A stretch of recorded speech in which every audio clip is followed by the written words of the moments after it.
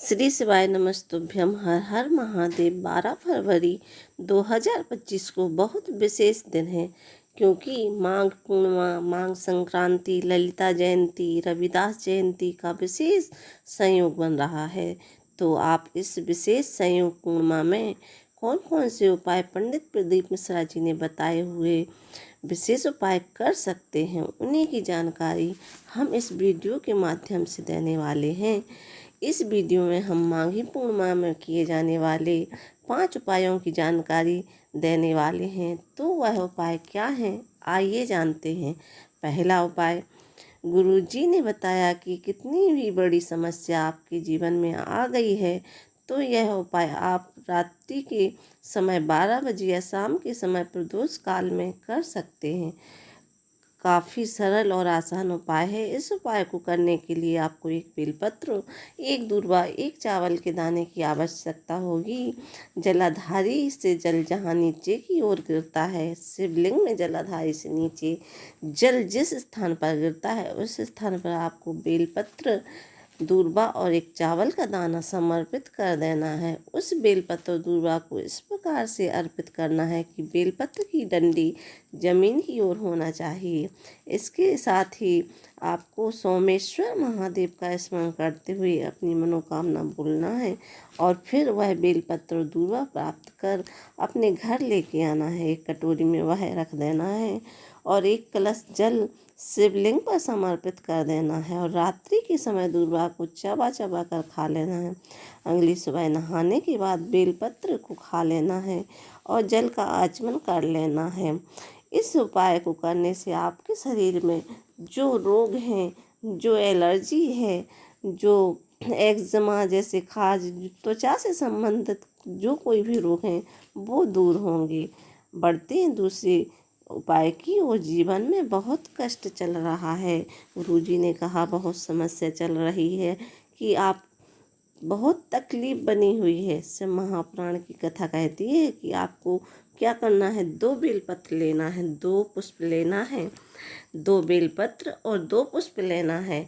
एक पुष्प आपको लाल कलर का लेना है, दूसरा सफ़ेद कलर का पुष्प लेना। वही पुष्प लें जो भोलेनाथ को समर्पित किए जाते हैं।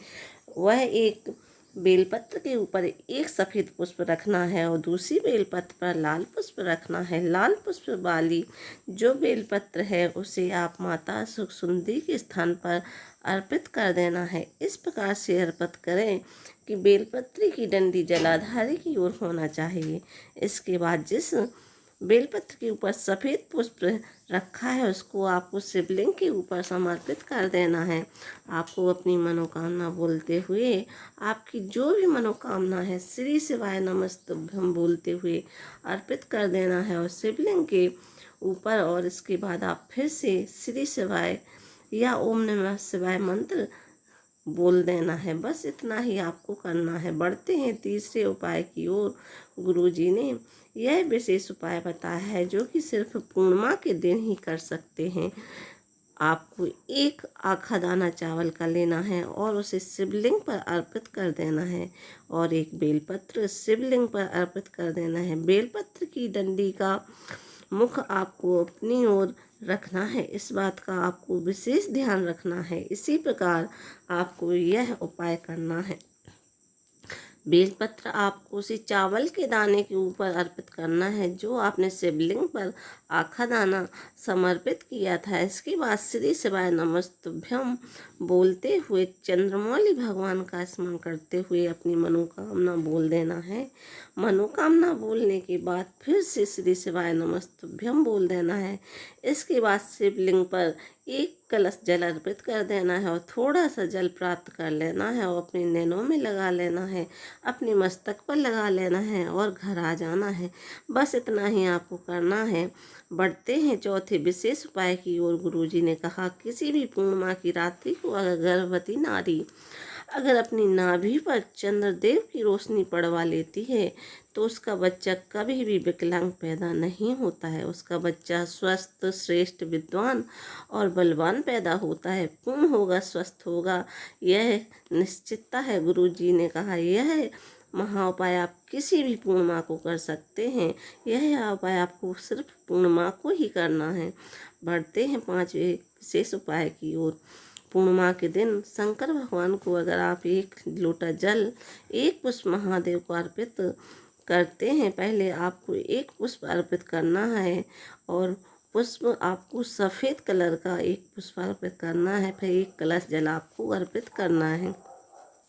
यह आप माँ लक्ष्मी प्राप्ति के लिए कर सकते हैं। कौन सी लक्ष्मी होती हैं, तो गुरुजी ने बताया पूर्ण लक्ष्मी होती हैं। अगर सफ़ेद पुष्प अर्पित कर जल अर्पित कर रहे हैं तो महादेव के साथ महालक्ष्मी की भी कृपा आप पर होती है। धन संपदा की वृद्धि देखने को मिलती है। कर्ज मुक्ति आपको प्राप्त होती है।